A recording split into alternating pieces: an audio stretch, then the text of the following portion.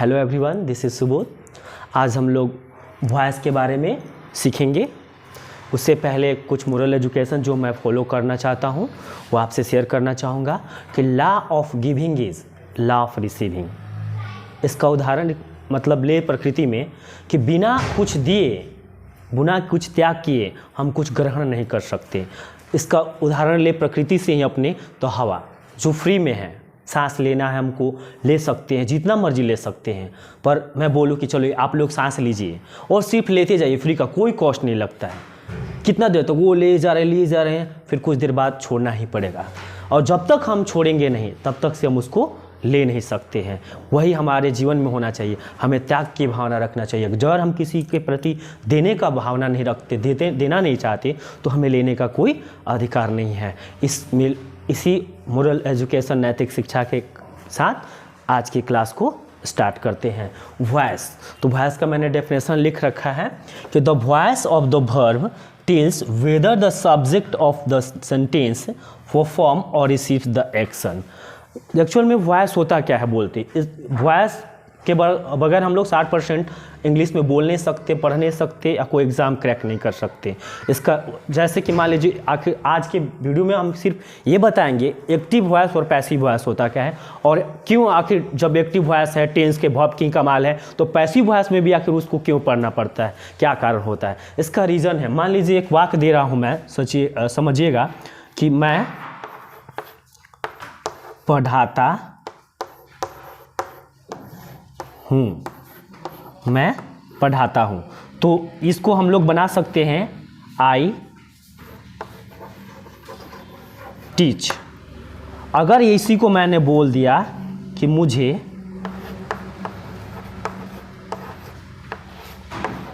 पढ़ाया जाता है, मुझे पढ़ाया जाता है, तो यहीं पे हम फंस जाते हैं कि मुझे पढ़ाया जाता है, तो फिर क्या होगा। अगर हम ऐसे वाक्य भी लिखे तो अगर हम लोग को पता नहीं होगा तो इसको गलत कर सकते हैं कि आई एम टॉट, मुझे पढ़ाया जाता है। तो इसका रीज़न क्या है कि जब मैं पढ़ता हूँ तो आई टीच हो जा रहा है, और वही मैं ही चीज़ हूँ, मुझे पढ़ाया जा रहा हो तो यहाँ पे आई एम टॉट लग जाता है। इसी चीज़ को आज मैं आपको गहरे से बता, जैसे मान लीजिए सिंपल सी बात है, अगर मैं बोलूं कि सब्जियां बेची जा रही हैं, चाहे बोले कि देखो सब्जी बिक रहा है, तो बिक रहा है, क्या अपने से बिक रहा है, उछल उछल के थोड़े ना, उसको बेचने वाला कोई है। सिंपल सा एक वर्ड ले लेते हैं, जैसे कि आई एम टायर्ड, मैं थका हूँ, बोलते हैं जो आई एम टायर्ड, तो टायर्ड बोलते तो सबको पता है किसका, लेकिन ये हम कभी माइंड नहीं करते, सोचते नहीं कि ये जो हमने वाक्य बोला है दरअसल में एक्टिव में है या कि पैसिव में है। ये पैसिव वॉइस में है, क्योंकि आई एम टायर्ड, मैं थका हूँ, यहाँ पे टायर्ड का बताऊंगा कि कैसे टायर्ड हो गया, कि ईजेएमआर के साथ वर्ब का तीसरा रूप होता है अकॉर्डिंग टू, अगर हम इंग्लिश के चलते हैं तो इस वजह से। और टायर्ड हो तो तुम अपने से नहीं थके हो, कोई काम के तुम पे हावी हुआ है, प्रेशर हुआ, जो भी चीज़ें ऐसे चीज़ें। जैसे मान लीजिए यहीं पे करते हैं, मैं पढ़ता हूँ, तो यहाँ पे मैं खुद डोअर हूँ, करने वाला हूँ, करता हूँ, और यहाँ पे मुझे पढ़ाया जाता है, पढ़ा तो रहा हूँ, पढ़ाया तो मुझको कोई पढ़ा रहा है, पढ़ने वाला मैं नहीं हूँ। इस चीज़ से, यानी इसी चीज़ को हम एक डिटेल पढ़ते हैं कि किस प्रकार से ये दोनों काम करते हैं, एक्टिव वॉइस और पैसिव वॉइस। उससे पहले मैं आपको बता दूं कि ये जो लिखा है कि वॉइस, ये सब वॉइस और टेंस दोनों वर्ब का कमाल होता है। जो वर्ब होता है ना मेन, इस पे डिपेंड होता है। और जब एक्टिव वॉइस पैसिव वॉइस क्या आती है तो ये सब सब्जेक्ट के ऊपर कमाल होता है। तो पहले ये समझेंगे कि एक्टिव वॉइस क्या, तो हमने लिखा सब्जेक्ट। अब हम ये जानना चाहेंगे कि सब्जेक्ट क्या हो सकता है, कैसे, कौन चीज़ हो सकती है। तो मान लीजिए सब्जेक्ट होने के लिए क्या होना चाहिए, लिविंग थिंग्स। या तो सब्जेक्ट लिविंग थिंग्स होता है और लिविंग थिंग्स हो, या फिर सब्जेक्ट नॉन लिविंग थिंग्स हो सकता है, नॉन लिविंग थिंग्स हो सकता है, या सब्जेक्ट डोअर होगा, जब लिविंग होगा तो डोअर होगा, डोअर मतलब करता, करने वाला, करता होगा, और यहाँ पे नॉन डोअर ये कर्म होगा, इस पे वो प्रभावित होगा। कर्म तो ऑब्जेक्ट भी होता है, पर मैं इस समझने के लिए बताऊँ, नॉन डोअर यानी जो काम नहीं करता हो, उस वाक्य में वो पैसिव हो, मैंने पैसिव का मतलब निष्क्रिय हो, कोई उसका मतलब एक्शन नहीं करता हो। अब हम इसके अनुसार समझेंगे। देखिए टेंस और वॉइस, यानी टेंस माने तो active voice is equal to tense. Active voice क्या है, तो हमारा टेंस है। और टेंस का एक नियम है कि टेंस में वर्ब का कोई भी फॉर्म लग सकता है, V1, V5, V2, V3, यानी कि वर्ब का कोई first form, fifth form, second form, third form कोई भी लग जाता है। यही तो क्या होता है टेंस, जिसको हम लोग बारे में बिना टेंस को पढ़े और भी बात शेयर करना चाहूँगा। जब तक से टेंस की हमें नॉलेज नहीं होती है वहाँ पे, तब तक से हम वॉइस को नहीं बना समझ सकते हैं। इसलिए टेंस इसके लिए ज़रूरी होता है, पहले पढ़ लेंगे उसके बारे में। और टेंस ना भी हो तो मैं आपको एक चीज़ अभी ही बता देना चाहूँगा कि मैं थोड़ा सा, जैसे कि मैं स्टूडेंट रहा हूँ, पढ़ा हूँ, मेरे को क्या प्रॉब्लम आती है, पढ़ता भी हूँ कि क्या प्रॉब्लम आ रही है। उस समस्या को देखते हुए मैंने एक्टिव से पैसिव बनाने का एक ट्रिक बनाया जो बहुत कारगर साबित हुआ। मैंने अपने दोस्तों में शेयर किया, पढ़ाया, तो मतलब उसमें लगा कि नहीं ये चीज़ें सक्सेस हो रहा है। मैं बता रहा 4 वर्ड लिखूंगा, उस 4 वर्ड से हम सब पैसिव वॉइस में चेंज करना जान जाएंगे। उससे पहले हम जानते हैं आखिर एक्टिव वॉइस और पैसिव वॉइस है क्या। तो वही पे यहाँ पे हम लिविंग थिंग्स और नॉन लिविंग थिंग्स को परसेंटेज देना चाहेंगे टेंस में। तो यानी टेंस हो तो कोई भी फॉर्म लगेगा, V1, V5, V2, V3 कोई चीज़ें। और यहाँ पे अगर वॉइस की बात की जाए तो कोई भी फॉर्म नहीं, वर्ब का थर्ड फॉर्म लगेगा। कोई भी वर्ब हो इधर से और पैसिव वॉइस में चेंज करेंगे तो उसका हमारा हमेशा थर्ड फॉर्म यूज करते हैं। अब इसका एक फंडा है कि कभी हम कंफ्यूज होते हैं। मान लीजिए एक वर्ड दिया V1, V2 और V3, तो वर्ब का सेकेंड फॉर्म अगर पूछें, प्ले का सेकेंड फॉर्म क्या होता है, तो PLAYED, प्लेड। और इसका थर्ड फॉर्म क्या होता है, तो सेम, प्लेड। तो अब बात आती है कि इसको हम कैसे कहेंगे कि ये वर्ब का प्लेड, ये जो है थर्ड फॉर्म है और सेकेंड फॉर्म है। हम कुछ भी लिख सकते हैं, तो ऐसे नहीं कर सकते। मान लीजिए इसके लिए हम एग्जांपल देते हैं कि I प्लेड क्रिकेट, और यहाँ पे लिख दें I have played cricket. I have played cricket. तो हम जानते हैं कि प्लेड ये जो वर्ब का दूसरा रूप है, और यहाँ पे जो हैव किया गया प्लेड, वो क्या हो गया, वर्ब का थर्ड फॉर्म है, सेकेंड फॉर्म और थर्ड फॉर्म है। अब इस तो हम बना तो देते, लेकिन कभी हम गौर नहीं कर पाते इस पे कि प्लेड हुआ तो यहाँ पे वर्ब का सेकेंड फॉर्म क्यों हो गया, यही प्लेड आया तो यहाँ पे थर्ड फॉर्म कैसे हो गया।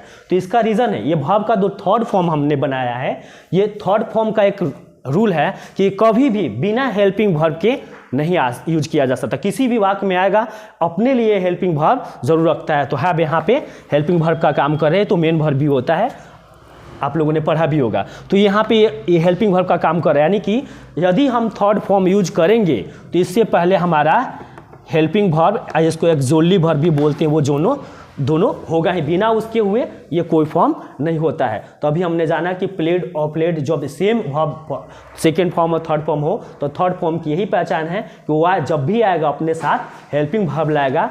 और यही जो हेल्पिंग वर्ब को मैं बताना चाहूँगा कि आगे चल करके कि इसी रूप को हम लोग, इस तरह V1 होता है, V फॉर्म कोई रूप हो, इसके रूप को हम लोग पैसिव वॉइस में थर्ड फॉर्म रूप देते हैं, तो उसी रूप के लिए हमें हेल्पिंग वर्ब अलग से लगाना होता है जो पैसिव वॉइस का रूप ले लेता है, उससे पढ़ेंगे। अब आते हैं, हमारा मेन टॉपिक था कि एक्टिव वॉइस पैसिव क्या है। तो पहले एक्टिव वॉइस होने के लिए तो मैं बता दिया, जो भी टेंस हम पढ़ते हैं वो एक्टिव वॉइस होता है, पर इतना ही काफ़ी नहीं है। हम लिविंग थिंग्स को यहाँ पे देंगे 10%, और यहाँ पे डोअर को देंगे, नहीं यहाँ पे डोअर होगा 90% दे रहे हैं इसको, और यहाँ पे 10%, यहाँ पे नॉन डोअर होगा जो 90% होगा, और ये होगा लिविंग थिंग्स 10%। अब एक उदाहरण से समझेगी कि ये परसेंटेज देने का मोटिव क्या रहा। मान लीजिए हम लिखा कि मैं आम खाता हूँ, मैं आम खाता हूँ। तो देखिए मैं, ये क्या है, ये मैं जो शब्द क्या हुआ, लिविंग थिंग्स हुआ ना मैम, लिविंग थिंग्स, सांस, लिविंग थिंग्स के बारे में, सजीव वस्तुएं कि मैं, तो यानी जब एक्टिव वॉइस होगा तो उसका सब्जेक्ट, बोला ना सब्जेक्ट का कमाल होता है, सब्जेक्ट क्या होगा, लिविंग थिंग्स होगा। तो 10% हम मान जाएंगे कि जब लिविंग थिंग्स है तो ये हमारा क्या है, ये एक्टिव वॉइस में है। दूसरी बात, अगर 90% किस पे ध्यान देना हमको कि ये डोवर होना चाहिए, करता होना चाहिए, करने वाला होना चाहिए। तो मैं जो देखिए आम खा रहा हूँ तो खाने वाला मैं हूँ ना, मैं खा रहा हूँ। अब यहीं पे लिख दिया जाए कि आम खाया जाता है, हमने लिखा आम खाया जाता है, तो आम खाया जाता है तो मैंगो इज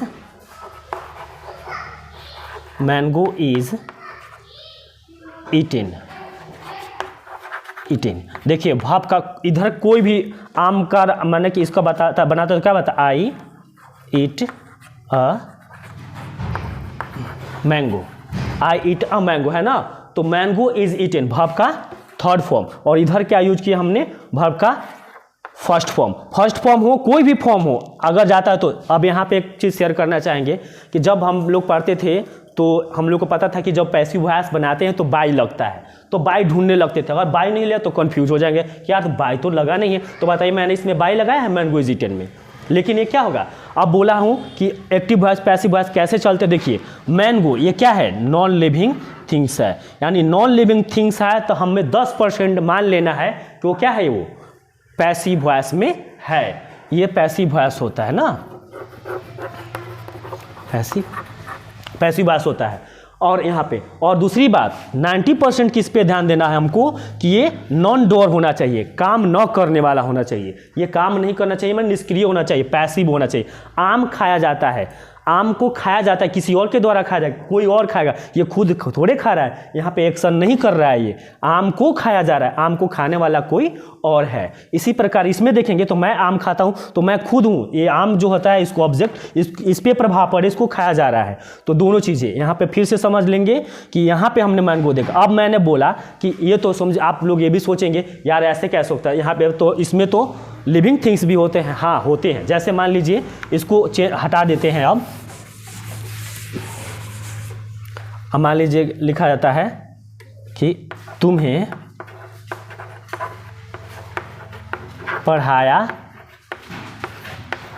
जाता है, तुम्हें पढ़ाया जाता है, तुम्हें पढ़ाया जाता है बोले हैं हम, तो क्या है यू। अब देखिए तुम्हें पढ़ाया जाता है कैसे होगा, एक्टिव वॉइस होगा कि पैसिव वॉइस होगा, हाँ सही पहचाने आप लोग, क्योंकि तुम्हें पढ़ाया जाता है, यहाँ पे तुम, ये जो सब्जेक्ट यू लिखा है ये नहीं पढ़ रहा है, इसको पढ़ाया जा रहा है, कोई और पढ़ा रहा है इसको, तो तुम्हें पढ़ाया जाता है, तो यू क्या हुआ यहाँ पे, ये अब सबसे देखिए यू लिविंग थिंग्स है, जैसे कि लिविंग थिंग्स है तो अकॉर्डिंग से मैं बोला हूँ कि ये एक्टिव वॉइस में मान लेना चाहिए। नहीं मानेंगे ना, क्यों, एक्टिव तो है लेकिन 90% किस पे ध्यान देना है कि पैसिव, ये काम करने वाला नहीं होना चाहिए, डोअर नहीं होना चाहिए। तो तुम्हें पढ़ाया जाता है, यहाँ पे कहाँ है ये पढ़ाया जा रहा है इसको कोई और, इसलिए यहाँ पे क्या हुआ है नॉन डोअर होने इसके, यू आर टॉट, तुम्हें पढ़ाया जाता है। तो यानी देखिए इसमें बाई है, बाई लगाएं। आखिर सोचिए जब हम लोग इंग्लिश बोलते हैं, आपको पता है कि 60% 60% जो हम लोग इंग्लिश लिखते हैं, बोलते हैं, पढ़ते हैं, उसमें 60% वॉइस का यूज होता है, पैसिव वॉइस का यूज होता है। उस वॉइस में कभी बहुत कम रेयर देखिएगा आप कि बाई का प्रयोग किया गया है। जैसे कि यू आर टॉट, तुम्हें पढ़ाया जाता है, सब्जियां बेची जा रही है, मैं थका, पेन टूटा है, पेन टूट गया है, तो पेन टूटा है भैया, तो पेन तो मैं खुद से तो नहीं टूटा है, टूटने वाला कोई और है, पेन नॉन लिविंग थिंग्स होता, उससे भी हम लोग ये पहचान सकते हैं, जान सकते हैं। इसका मतलब हमें ये ध्यान देना है कि ये जो you are taught non living things, जो इसके अनुसार से बताने का मतलब ये रहा कि अगर कोई भी वाक्य हो इंग्लिश में, चाहे हिंदी से चाहे इंग्लिश में कोई वाक्य हो, उसमें अगर पता चले कि वो नॉन लिविंग थिंग्स है तो 10% मान लीजिएगा कि कोई भी, जैसे पेन टूट गया, सब्जी बेची जा रही है, मतलब इस प्रकार से कोई चीज़ें, तो अच्छा है अगर वो वस्तु लिविंग थिंग्स ही क्यों ना हो लेकिन नॉन डोअर हो, काम नहीं करने वाला हो, एक्टिव ना हो, तो क्या हो जाता है वो पैसिव वॉइस में चला जाता है। और इसका फंडा ये है कि ये कुछ भी हो इसमें रख करके ये टेंस रहेगा, पैसिव वॉइस रहेगा, तो वर्ब का कोई भी रूप यहाँ पे चेंज किया जा सकता